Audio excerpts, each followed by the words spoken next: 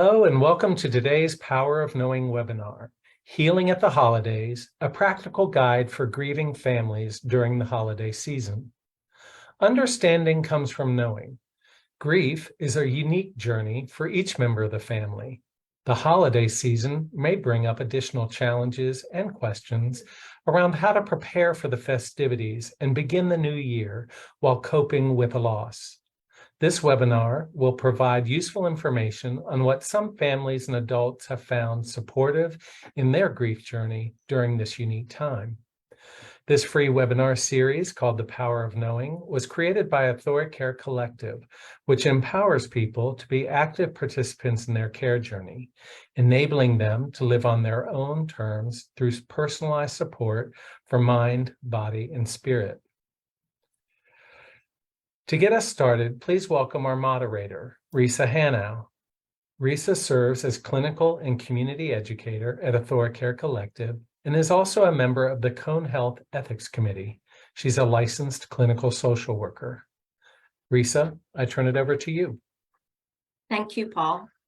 It's my pleasure to introduce our panelists for today. First, Ryan Kimberly Mahler. Ryan has worked with AuthoriCare for the past 15 years as a bereavement counselor, and more recently as the director of the Adult Grief Support and Counseling Center. Ryan is a licensed clinical mental health counselor supervisor and holds a Master of Education in Counseling. Ryan counsels individual clients and facilitates workshops, all with the goal of helping people adjust to life after a loss. And Lindsay Nowacki. Lindsay is the Kids Path Counseling Supervisor at AuthoriCare Collective.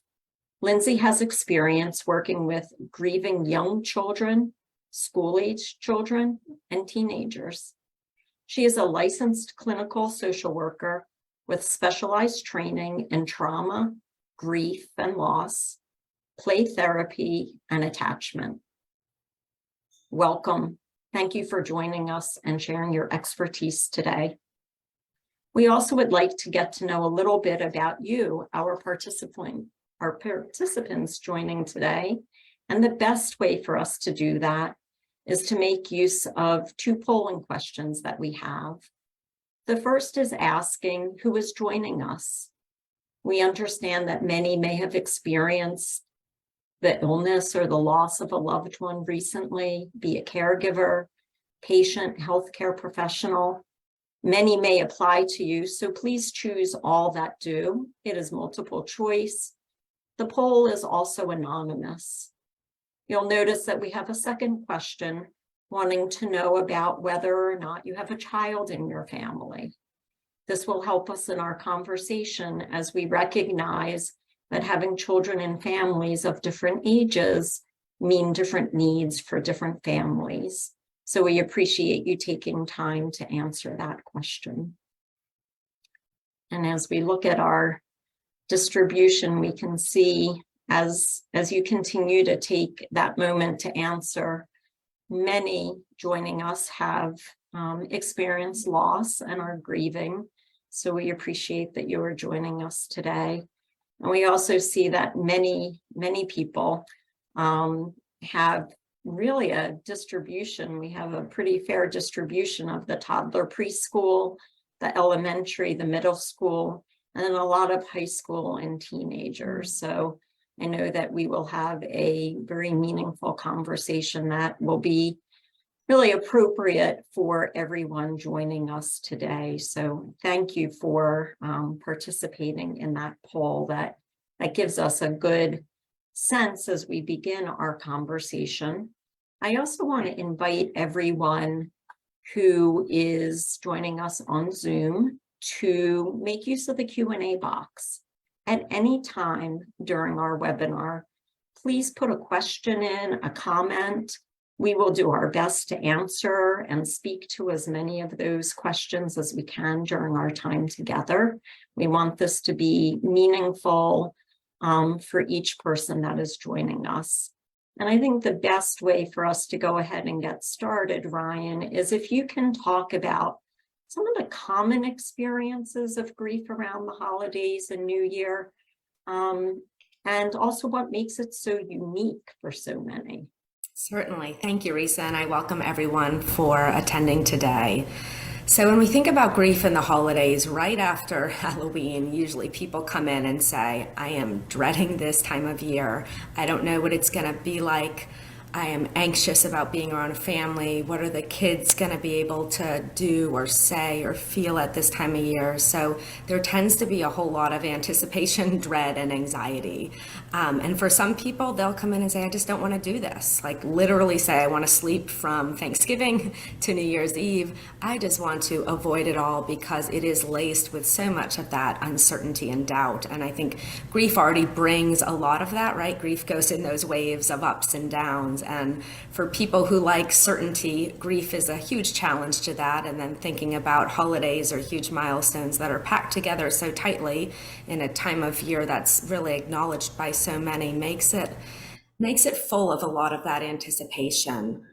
There's also a lot of sadness people experience. You know, we miss the person more because of the role that they played during this time of year and because it's a time so steeped in tradition and often family. And also there can be just a missing for the way things used to be. You know, thinking about a certain person not being here anymore is a huge shift in sort of the culture of a family as well. I would say also this time of year is often exhausting for people who've had a loss. You know, grief is exhausting in and of itself in that it challenges sleep, cognition, appetite. Usually our bodies feel it in some way after a loss. And then you're already dealing with that fatigue. And then there's the fatigue of the expectations that often come along with a holiday. Now, some of those are internalized and we feel like we need to get gifts for coworkers, or we need to do holiday cards, or we need to bake the 13 types of cookies that we've always done in the past.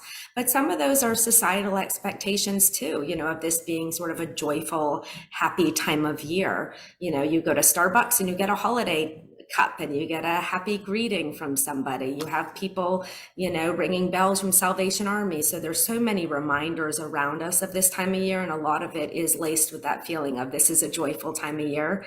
And for many people who are experiencing a loss, it's not necessarily the type of joy they've experienced in the past. And so all of that makes it fatiguing just to interact with the world around us. I think also, you know, there can be, well, we think of the holidays of being a time of connection. After a loss, you know, people experience the unique feeling of maybe disconnection or resentment, feeling like I don't necessarily want to go to that church service, or I don't want to attend that party, the holiday party, or I just can't imagine, you know, being around people and pretending like I'm having a good time when my heart is filled with so much loss.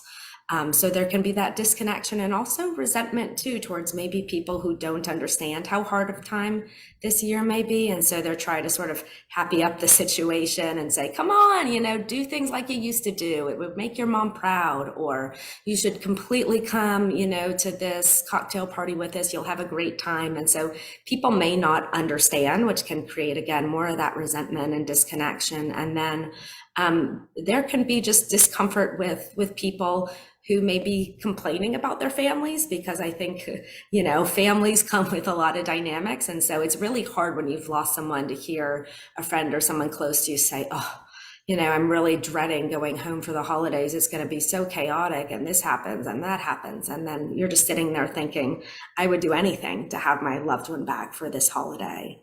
And then, as I mentioned, you know, this time of year is unique because there's grief triggers really at every turn, from the grocery store aisles with all those favorite foods we've had to cook to songs on the radio that started, I think, in October this year on some radio stations. It's really all around us and it's hard to avoid. So that also makes this time of year hard. You know, grief brings triggers in and of itself, whether you know, get the mail and get something addressed to your loved one, or you run into someone who politely says, you know, how are you doing, with the best of intentions. So there's already those triggers that bring up the sadness and make those waves of grief challenging, but the holidays tend to do that more so. And then finally, I think we don't always expect to feel joy and gratitude, but this time of year is similar to other times of year with grief, but also unique in that we find joy from things that maybe we're dreading that actually bring a smile to our faces, like seeing the kids laugh at a movie or feeling gratitude for who we still have and what we still have in our lives. So people are amazed at how they're able to focus on things that they still have despite the loss. And I would say, just to wrap this up in general, for almost everyone, the anticipation is worse than the actual event. There's a lot of lead up to what Christmas Day will be like, or what Thanksgiving Day will be like. And oftentimes people are able to say, it was 24 hours and it was okay.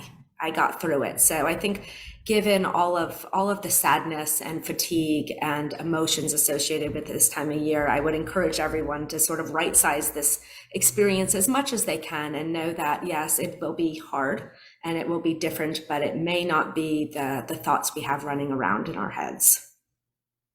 Thank you. I think that's a very good reminder. I always think each day the sun will set and each day the sun will rise, and trying to keep some of that perspective, recognizing it can be very difficult. And so, Lindsay, when we think about grief, particularly at this time of year for children, realizing that it can depend very much on the age of the child or developmentally where the child is. Can you share some information about common themes and really, depending on the age of the child, some things that might be seen and expected this time of the year? Sure, I'm happy to, and very happy to be here. And it's great that we have everyone here that has someone in their life, someone in their family, in all of these developmental stages. So I will try to get to them all, but I'll also take a peek at the chat box to see if there's any specific questions, because grief for children, preteens, teens is all very different. And there's some similarities that go across developmental stages. So I'll try to hit all of those. And before I get started on that, I will say that this is applicable to all kids of different cultures, of different religious backgrounds. And so whatever culture your family believes in, or spirituality beliefs, religious beliefs, it's really important to, consider what your family believes in and what uniqueness your family has. Each child and each teen is very special and is very different from one another. So also take what I'm about to say with developmental stages, with that. Stages are a very big range. And so if we see a child who is in elementary school, there naturally could be some regression. Maybe they have some behaviors that you might remember, oh, didn't we have this when she was a toddler, or even in preschool? And so sometimes things do shift and change within grief, because grief is not linear. It doesn't go in a line. It is all around, over and under. It's not beautiful. And so it will go in its direction and journey. And so adults in the family can help support, help listen and guide, and be there when they are ready to talk. So babies, if there are babies in your family, they do grieve too. And so they are not outside of the grief experience within the family. They definitely need some attachment, some love and care. And what we might notice in babies is more crying, because that's how they communicate fear or feeling sad or scared. Toddlers and preschool age children really don't understand the finality of death. And so you might have a family conversation, and then you might see your child go off and play. It doesn't mean that they're pretending like it's not really here. And so they grieve in different ways. And so they grieve through playing, they're making sense of things. And so you might see death or illness. You might see themes of rescuing in their play, of taking care of a loved one. You may see themes of a child making sense of what happened. And so that could come out through various types of play. It could come out through artwork.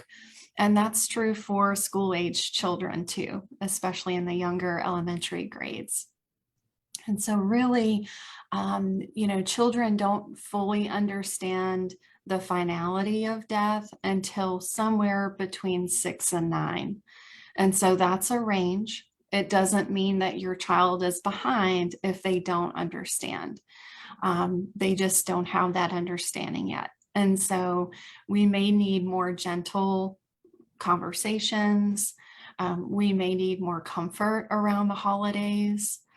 And when we don't talk about grief within a family, it can be really confusing for kids because of any age, because they may think their feelings are very confusing on the inside and we're not talking about it. So it's ultra confusing. And that can lead to more anxiety, possibly some depression too. And so talking about it, even if you get a sense that, well, they're not really talking about it on their own, or even when I ask, they're not really talking about it, that is okay. Just like there's no perfect holiday, there is no perfect grief experience. It will go all around and all over the place. And so sometimes kids are more open to talking. Sometimes they're not as open to talking, but giving them the opportunity to do so really does help. And so getting back to the developmental piece, school-age children really do enjoy special things, around the holiday season. They could get involved in doing things that might help them remember their special person. And it is okay to ask, what would you like to do to celebrate the holidays? What would be helpful to you to honor your special person? So even if we don't get a clear answer, whatever information you get is amazing insight, because that will help you plan. And we can always give options too. Adults can help that way.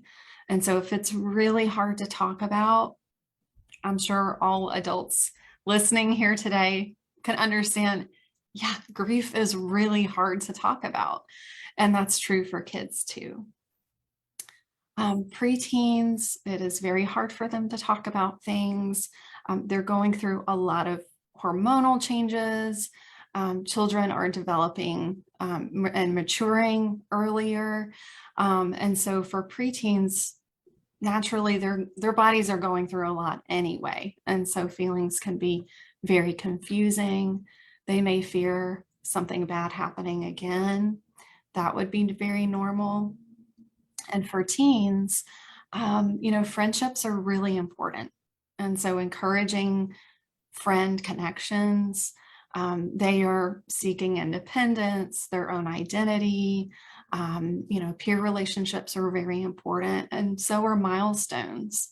And so even if teens have their own life going on, adults in their life can also show care and support by asking them the same questions. Hey, what is it that would feel really special to you around the holiday time? What would you like to do? Do you have any ideas? If not today, let's come back on the weekend and talk about it. And so even if you get a little bit of pushback, you can use that as, this is really tough to talk about. This is really hard.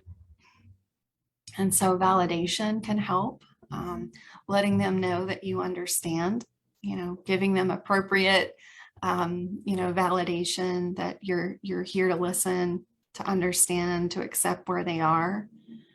That can give kids of any age permission to feel how they feel. I love the overview, because when we think about, each individual situation is different. Each family is different. The traditions, the faith, the ethnicity, the background, family by choice, family by blood. I mean, there's so many differences. And yet we also know, Ryan, you mentioned sort of this societal pressure that many people feel. And I know that there are some rituals or some practices that we often can introduce that might be helpful, anywhere from, recipes to tables to doing something totally different. Just if maybe Ryan, you first, and then Lindsay, to talk about some real concrete ideas that we can all take away and apply to our situation and sort of figure out what might be a good path to take, recognizing there is no one right or wrong way to do it. Certainly. And I think before getting to the specifics, something that can apply to everyone is sort of the philosophy we like to share with people who are grieving is to make a plan. Have a plan A, something you feel like you want to do. Grief makes us not know how we're going to feel, 45 minutes from now, let alone 18 days from now, 42 days from now. And so it's important to say, all right, I'm going to try and come up with some framework of what the day may look like. Again, uncertainty is a huge part of grieving and a huge part of what is causing stress at this time of year. So if you can think about that framework, and as Lindsay said, communicate that, because grief tends to be the elephant in the room, not just for kids and older adults in their lives, but also for anyone who is grieving, because it's a hard thing to talk about. And you may say, I don't really want to bring it up because I don't want to get her thinking about this, or I don't want to make her upset. But chances are, if you're talking with people who've also lost this loved one, it's on their mind just as much as it is on yours. So communication is really key. So in coming up with a plan, we find that people tend to go one of two ways. The first way is to keep sort of traditional, to do things as you've done in the past.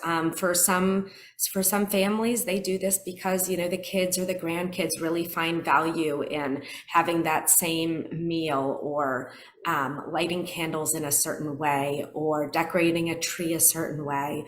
And it can be really valuable to have those traditions.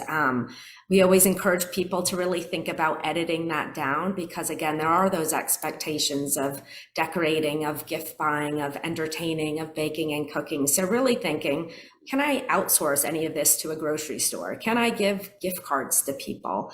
Can I do something that would take some stress off, like have a potluck this year? We'll still all be together around the same table, but I'm not going to push myself to be the one who brings all of the food and all of the drinks this year. So making a plan that is, again, steeped in what you've done in the past. And for other people, it's steeped in, I need to do something different. I need to get out of town. I can't tell you how many bereaved people book cruises during this holiday season, really just to have different scenery, different experiences, and to be sometimes, away from an environment, a home that is so reflective of the loss. And for some people, the home is very much their cocoon and sort of their safe place. And for other people, it's really hard to be there during the holidays. So people will travel. They'll have Chinese food during Thanksgiving. They'll say, we are going to go to, the best friend's house and be with another family this year. So it's not just us. And again, when making those decisions, whether you have, whether you're an adult and are working with adults, or especially if you're an adult and have younger children or teenagers in your life, it's really important to involve everyone in the process and make it shared as much as possible. I think another thing to think about in specific rituals is so much of the day can be tied into meals, or opening things, or singing certain songs together, and to think, what may we do to mix it up this year? Will we go volunteer somewhere as a family? Will we make a donation in our loved one's honor to a place that was significant to them? Will we recognize that sometimes gifts, especially, among children, are, let me tear through this and look at the next, tear through this and look at the next. So maybe we think about, as I've had one family do, he said, I'm going to take my family to the beach this year. And that is going to be our holiday gift. We're going to stay here during the holidays, but for our family, we're going to go on a vacation together, or we're going to go to Carowinds and say, let's have fun. Because sometimes the gifts lose their meaning, and those experiences are the things that we tend to remember more. And I think especially after a loss, it is often that time together and those memories that we remember much more than sort of the tangible things that person left. As far as rituals go, as Lindsay and Risa have both mentioned, it's a very personal decision. And for some families, it can be something more understated, like lighting a candle at a meal or having a reflective, quiet moment at the start or the end of a ritual. And for others, it's much more concrete. And so for some families, it's giving away or wrapping up their loved ones' items or belongings to share. Maybe you, if you feel ready to, can give away some jewelry. I worked with a mother whose son loved Duke basketball, and he had so much gear. And she said, I know he would want this to go to his nephew. So she wrapped it up for him and gave it to him. And for him, that was just the most heartfelt thing he could have received. So not everyone's ready for that this time of year. And may not be ready for that for the foreseeable future, but that's certainly a concrete way to acknowledge. For some families, it's sharing memories. It's saying, we're going to all go around the table and share about, our favorite holiday memory about this person, or the best thing that they, left us with, or a part of them that we will carry forward or do carry forward in ourselves, a way that they impacted us. For other people, it's memory boards. I've had many families say, we're going to put up a board at the front of at the front door, and we'll have a bunch of pictures in there, and we'll have blank pieces of paper and Sharpies, and we'll allow people to share memories, to take pictures, to leave pictures. And it can become something that's sort of optional, especially when you have a bigger family gathering. It's harder to have those it's harder sometimes to perform some of those more concrete rituals because there's multiple tables of people and there may not be the chance to really share as intimately. But that's a really sort of safe way to allow people to ritualize and honor their loved one without it being so much face-to-face and sometimes uncomfortable. So I would say acknowledging it in some way is important. Again, whether it's that moment of silence or whether it's, we're going to give fewer gifts and we will instead donate to a family in need in honor of this person. Acknowledging them in some ways important because things have changed this year. And I think even people who tend to do the traditional route and keep things sort of the same as they are, they know they need to pivot a bit because there's, and maybe an extra seat at the table that they can have a younger member of the family sit in. And things are different. And so acknowledging that in some way is important. And I think this time of year also invites opportunity to let other people sort of shine and show their efforts in different ways. And I don't know if Lindsay's going to talk about this, but sort of switching roles. If if it's a parent who passed away in the family and they were always the one, who carved the roast beef, or they were always the one who lit the candle or played the piano, inviting someone else to fill that role because things take on new meaning when people fill those roles. And so it really is inviting everyone to, again, acknowledge the shift and to fill those roles in a meaningful way. Thank you. I appreciate that. That's some very, tangible ideas. And I think sometimes we can feel like we need something to hold on to, and that's what we're able to provide. And again, if anybody has questions specifically about a situation or a general question, please go ahead and make use of that Q&A box on the Zoom screen, and Lindsay, I want to go back and let you talk some about rituals. And I recognize that within the same family, because of the developmental ages, certain children might not grasp that grandmother truly isn't going to be there because of not understanding the permanence, while a teen might want to, totally not go there and talk about it. And so how can we within a family be creative in terms of meeting the needs of the different members of the family, and letting people sort of assert what they need for themselves, and giving honor and grace to each person? Yeah, well, I think there's a lot of pieces already that you've answered in the question, like affirming that everyone has their own needs. And so little ones may need something completely different than teens. Some families, go into the holiday season knowing, okay, we're going to put a chair for grandma at the dinner table. For some kids, that can be really confusing because it might give the message that she's coming back. They might love that idea. And so everyone is different in what they want, what they need. And so planning ahead is a great thing. And knowing, just like Ryan said, having a plan B, if a plan B is needed, because sometimes someone might be having a really hard day. Typically with a family who is grieving, we see shifts and changes within the family system. And so whoever is having a harder day, we might suspect who that might be, we might not.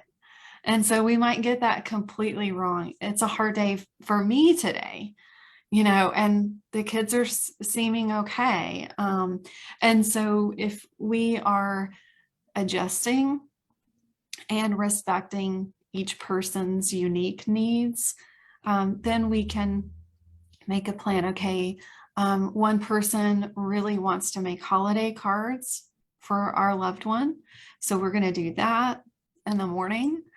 And then one person really wants to add more decorations in honor of the special person who died. And so there could be a combination of things. One ritual that can be a little tricky is visiting the cemetery. And so some kids really like going because that could feel like they're visiting their special person. And some kids really don't enjoy or don't benefit from going to the cemetery. And so that is one, practical example that I can give that, for some people, it's great. For others, it also feels like they might be forced to do it. And they could feel like it's really unhelpful to their grief. And so if we can give options to whoever does want to go, there's that option. And then whoever doesn't want to go can stay home or visit a friend or an extended family member. So as long as we are mindful and aware of everyone's unique needs, then we can make adjustments. And giving kids permission that, okay, this is what we're going to plan to do. If we need something different, we'll do something different. And so it could go the way that we expect. It may not go the way that we expect. And so just like what Risa and Ryan said earlier, each holiday comes and goes. There will be an opportunity after the holiday to think about, okay, what didn't go so well? What do I not want to do next time? What do I want to try next year? And really focusing on creating a new tradition might be something exciting for kids and teens. That could be a way for them to think about their special person in a positive way, to think about really happy memories. Sometimes the things that we do every year can be more sad. But on the other hand, some kids really want to do those things. And so if we ask, if we listen, we keep checking in, those are the things that, you know, families can do together to make it good enough. Right. And I think you've said so much, and the last thing you just said is good enough, which is, you know, perfection doesn't exist anywhere. And as we're talking about families and the coming together, Ryan, I'm thinking about those who may not have a traditional family, may not have experienced a loss that is perhaps societally recognized or accepted, and may feel particularly apart, and really might benefit from hearing about, you know, what sometimes we call disenfranchised grief, or grief that we don't feel comfortable sharing. And certainly that's difficult at any time. But when there is so much attention, not only on various holidays that people celebrate, but also family, I can imagine for the individual griever and the griever who may have lost someone, whether suicide or in by a means that society is even less comfortable talking about, just adds an additional burden to the time.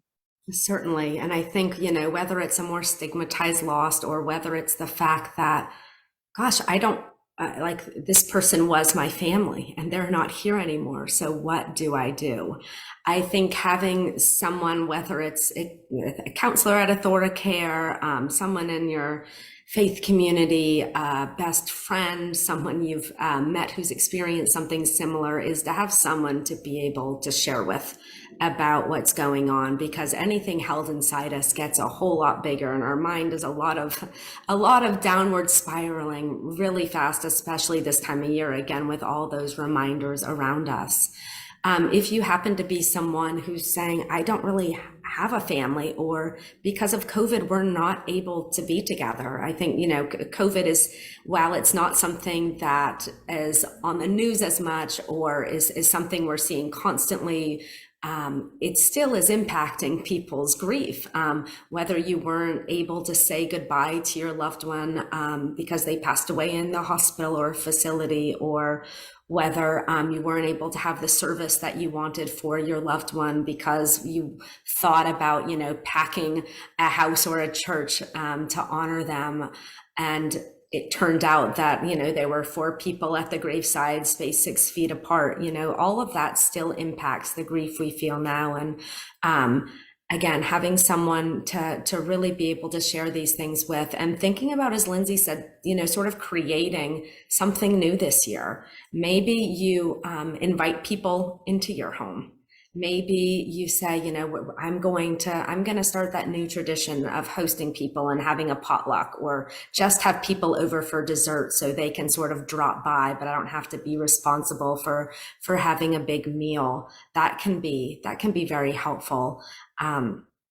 Thinking about how you can stay, you know, connected, because we'll often hear from people who will say, you know, I just don't want to do this, and I'm not going to not do this with, you know, a family or a friend, but I'm just not going to do this, and I'm going to go to the mountains alone, for example. I recall a client who did that, and she said, you know, it was so hard. I thought it would be so good being away from everyone, but ultimately it was so difficult. So I think that's when having a plan B is important. If you say, okay, I don't have much family this year, so I'm gonna, you know, plan on binging Netflix and ordering in food, having people who you can call or FaceTime with just to stay connected. Because even though we may be alone, I imagine there's people in your life who want to be there for you, or ways you can stay connected through volunteering even, and saying, as Lindsay mentioned, this is 1 year. You know, I don't need to plan out what this holiday is going to look like 3 years from now. I just need to get through this day. So thinking about what you personally may need for that day, and really paying attention and honoring that, and again, allowing flexibility. There may be a last minute invite that you feel compelled to go to, or there may be an invite that you've accepted, 4 months ago, and now we're saying, oh, I don't know if I can do that. So allowing that flexibility, and we always tell people, no matter where you go, bring your own car, because that way you can leave exactly when you want to. You don't have to feel obligated if you went with someone else. So those are some practical tips, and also just some framework to help people who may not be in those more traditional circumstances that we think of when it comes to grief. Thank you. And Lindsay, it makes me think also about as support people, as friends. I have people in my life who have had losses over these past years, and this might be the first year that they're gathering, or I recognize that they might be alone with their child because their spouse has died. And I wonder how friends, support people, what are some ideas that we might be able to reach out and offer in terms of both support, emotional support, and then some tangible suggestions or thoughts that we can extend to people while still giving them the chance to say thank you, but no. Yeah, so my mind with that question goes directly to attachment and support relationships. So as humans, we are wired for connection to others.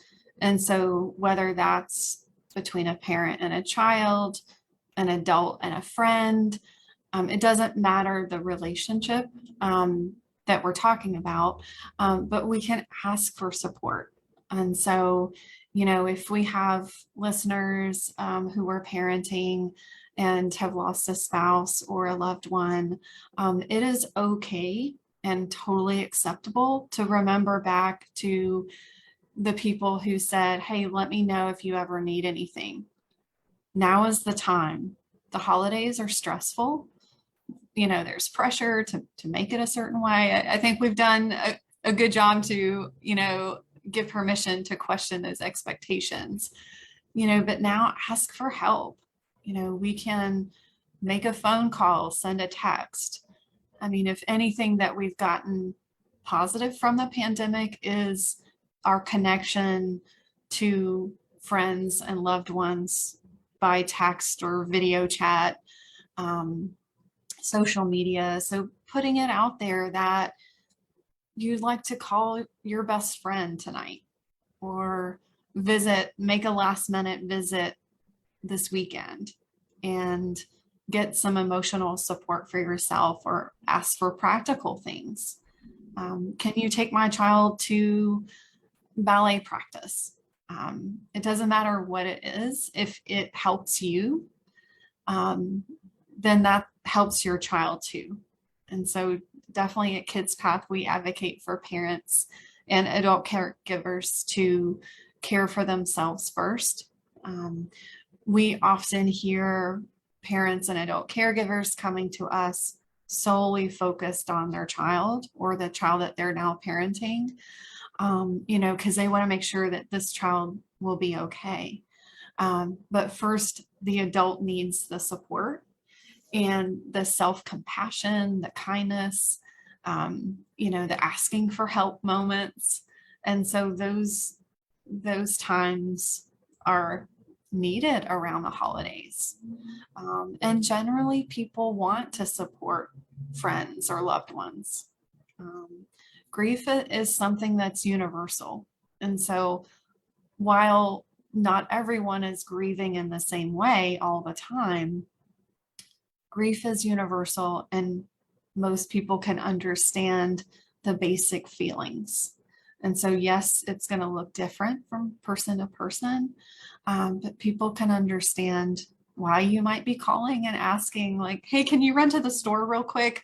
I left something and I've got this holiday thing going on. So it could be asking for something small. It could be asking for something big, and that is okay. Sorry, go ahead. I was going to say, when I think about clients I've worked with who've lost a loved one, the things that stick out to me that people have done for them is showing up, not necessarily by being asked. I dropped some food outside your door. It's there if you want it. Sending them an e-card so they can open up their email and get a note to say someone's thinking about them. Dropping off paper plates because there's going to be a lot of people in town. Trying to be proactive as a friend or support is important because, like Lindsay said, we encourage everyone to ask for support and help them know how good it helps the helper to feel when they're able to provide support. But if you are in the situation where you're supporting someone or want to support someone, I would say just show up in some sort of way, do something tangible for them or something very thoughtful for them. I was at the store and saw this, and so I dropped it by. Hope you're having a good day, or as good as it can be. Something like that can be really meaningful. And again, because you don't really know how that family member or friend or person may be feeling, just giving them sort of the option to say, I'll leave this at the door, whenever you get a chance, there's something waiting for you. Those are the things that I hear from clients that are extremely meaningful. Right, because there's no expectation. I think oftentimes during this time of the year, it can seem like people tell us you ought to, you should, you have to keep doing that. What do you mean you're going to go away? Or, it's sometimes difficult for when we care for somebody, we feel like we're helping them by telling them what to do, when really creating that space to allow people to find what's right and best for them can be much more helpful. And then we know that we've been really meaningful in the way that that person needs most. Lindsay, I think about children, families who not only have experienced a loss, but you mentioned, we have a very diverse community. We have people who celebrate certain holidays. Some people don't celebrate holidays. We don't all have a good understanding of differences between Christmas and Kwanzaa and Hanukkah and not celebrating and why that might be. And maybe talk to us a little bit about how we can be inquisitive and respectful during this time of the year, particularly in the setting of grief, and not making assumptions about what's important to people.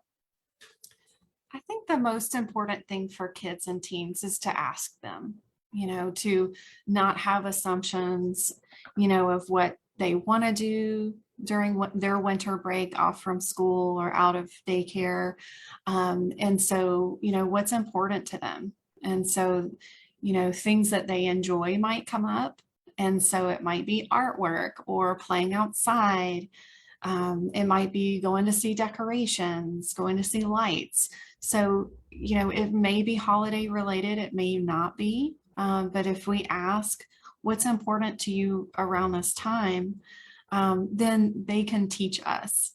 And so I'm a big firm believer in being child-centered and focused on each person.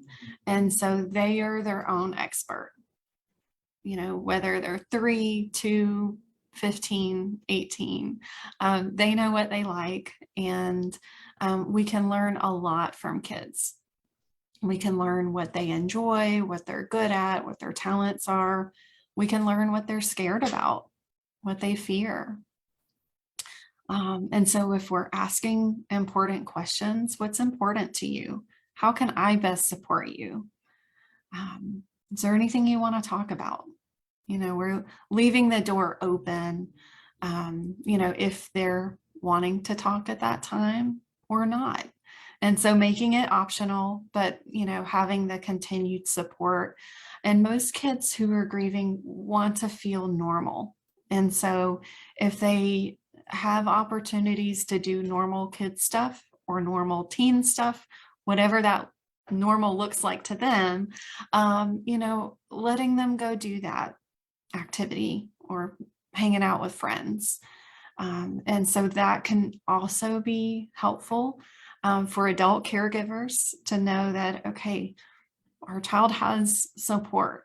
This is important friend time. They're going to do this activity that they really enjoy. And then there's reconnection. How did that go for you? I often play in sessions thumbs up and thumbs down. So what were the thumbs up moments? What were those thumbs down moments? And so if you express some curiosity about what their experience is, you might get, a big conversation about it. You might get a little one, but any insight you get is really important. It allows you to, experience what they are. Thank you. And Ryan, I think about as we talked about the holiday season sort of seemed to start in October.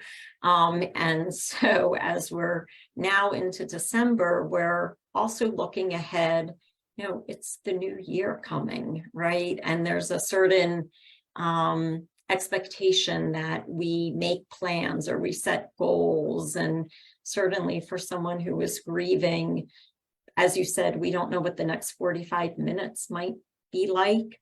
But what are some thoughts? I know that meaning making for some people, working towards gratitude as we look towards the coming year, some thoughts about preparing ourselves for 2024 and 2023, I guess, how it is that we might begin to, look forward without putting too much pressure on ourselves, but understanding that focus shifts really quickly all of a sudden to the new year and the excitement and goal setting. And how do we do that in the midst of grief? Yeah, that's a great question, because many people will say grief is sort of like whiplash. It's like, okay, here I am, settling the estate and making plans, and oh my gosh, I can't believe that this has happened, and oh, that song reminds me of XYZ. So it's very much a back and forth, but you're right, the new year is a time focused on sort of new beginnings. And I think a good mindset is just to say sort of, this is a time to begin again. I think it's impossible at times of birthdays for ourselves when we may blow out the candles, or New Year's, not to say that's a moment with an opportunity to embrace something different, maybe to think about what I do want to slowly think about letting go of and what I do want to embrace. And maybe it's not this year. I'm going to put pressure on myself, to go to the gym 3 times a week, or to go on this bucket list adventure. Maybe it's something more connected to a way of being. I want to be more self-compassionate this year. And I always encourage people, write these things down, stick it on your bathroom window, put it in your purse on a sticky note, to have that be sort of a centering thing that you can do. So whether it's self-compassion, whether you want to have an attitude of more flexibility or gratitude, thinking about a theme rather than a goal can be a good thing for a grieving person to sort of attach to with the new year. And again, maybe you don't feel like celebrating, and it's perfectly fine to say, I'm going to bed at 9 o'clock and I am going to, watch this silly movie, and just not feed into this huge to-do that often comes with New Year's Eve, and often leaves people feeling like, I'm just exhausted the next day, and why did I even go to that party? So trust yourself, allow for the opportunity to use this time as a way to sort of think about what you need personally right now. Right. And so then, Lindsay, if we think about the family, or, as we look to that calendar turning to 2023 in terms of recognizing for children, does that tend to be a meaningful shift? I mean, we know kids are often out of school or they're on break, but the turning of the calendar, I wonder, in terms of ritual or meaning and understanding the age of the child matters, but as a family, what we might think about with the new year coming. Well, certainly for littles, whether they're allowed to stay up late to ring in the new year, that's always something. Even if they get to stay up a little bit later, it's a big deal for them. So, those little rituals mean a lot to kids and teens. And so whatever families do to do that, that can feel really supportive to them. And I think in general, the starting of a new year is a sign of resiliency. No matter what has happened in this last year, we are starting a new year. And I feel like kids have some sense of that too, that there's a newness, the newness of getting back into the school routine if they've been staying up late. And so they tend to think about what this means in their life, what's happening on Monday. Am I going back to school or am I out of school? And so, it's having those special moments that can help them understand that this is a new year. And so resiliency is a fancy word for inner strength. And so adults have it, kids have it, babies do too. At any age, we have our own inner resiliency. And so no matter what we do to practice, starting in January, starting 2023, it can be something really small that could be a little reminder of our inner strength. Thank you. I have a friend and we often talk about finding the reset button and remind each other that we can find that reset button, that resilience each day, and then do it again the next day. And as we look through this holiday season and we look towards the coming new year, you've given us some wonderful ideas. I think we want to acknowledge that each person will find their way through. We want people to be sure to make use of resources, whether it be friends, faith community, certainly the national hotline of 988 if you are feeling distress and need assistance. We hope that people reach out to that hotline, reach out to AthoriCare. We want to acknowledge that some people really suffer and struggle deeply during this time of the year and want to ensure that people are safe as possible. And at the same time, also feel the freedom to enjoy, celebrate, and do what feels right in that moment, and then do what feels right in the next moment. So I thank you both for your expertise, your passion, and also the many, many people who you touch each day through your work, both individually and through groups. It makes a tremendous difference. I want to thank our participants for joining us. We recognize you've taken time to join us and hope that the information is meaningful. You'll be receiving an email tomorrow. It will have access to this recording. Maybe it's something you want to review again or share with others that might find it helpful. In addition, there'll be resources, links to some of the things that Ryan and Lindsay have mentioned that you can make use of for yourself and for others. And that's also a way for us to really pay it forward and not only care for ourselves, but care for others and our greater community. So thank you for joining us today. And as we do look towards 2023 and what we'll be offering, keep your eye out for notices about our Power of Knowing series continuing and the topics that we'll be having. We'll be sharing that information with you shortly and look forward to you joining us for our webinars next year. I know that all of the ones that we have done up to this date are available on our website for review. And in closing, I want to share a quote from Amanda Gorman. And it says, "May we not just grieve, but give. may we just not ache, but act. And with that, I will say thank you. I wish you peace and grace during this time of the year for yourselves and for all that are around you. Thank you for joining us.